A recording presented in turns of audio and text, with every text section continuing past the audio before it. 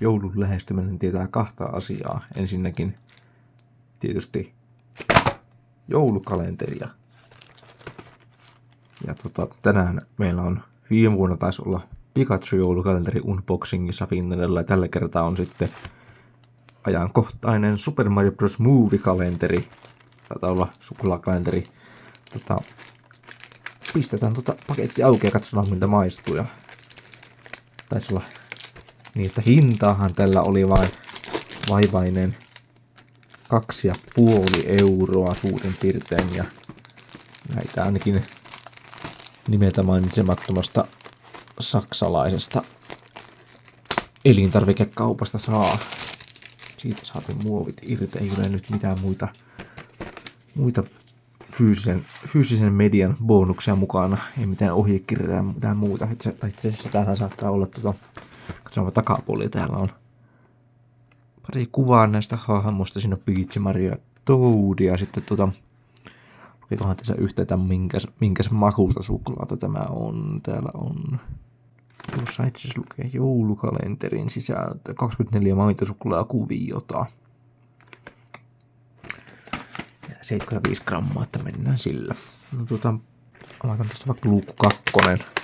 Näitähän pitäisi tietysti mennä aina numerojärjestyksessä, mutta huijataan. Ja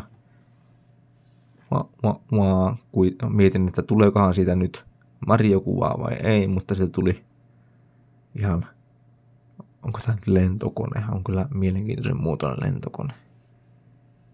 Ehkä tämä on joku Super Mario Sunshinein aloitusintro lentokone. No, maistetaan. No. Maistuu just sillä, joka varmaan jokainen osaa kuvitella, eli perinteiseltä halvalta naitosuklaalta, jota näissä kalentereissa normaalisti on. Katsotaanpa joku toinen luukku, 3 vaikka tossa. Ei mitään kuvaakaan ollut myöskään tässä pahvissa. Siellä on lumiukko. Taitaa olla. Joo. Maistuu ihan samalta. Harmi, ei ollut minkäänlaista Mario sisältöä muuta kuin tämä itse pahvitaide tässä. 2,5 ero hinta huomioiden, niin arvoisena voisi olla semmonen 2/5. Ehkä 2,5/5, koska 2,5 euroa. Sanotaan niin. Tässä kaikki tällä kertaa meillä on Fintendossa myös joulukalenteri käynnissä. Ja siinä on sitten myös muun muassa palkintoja teille katsojille voitettavaksi, jos osaatte vaan vastata kysymyksiin oikein.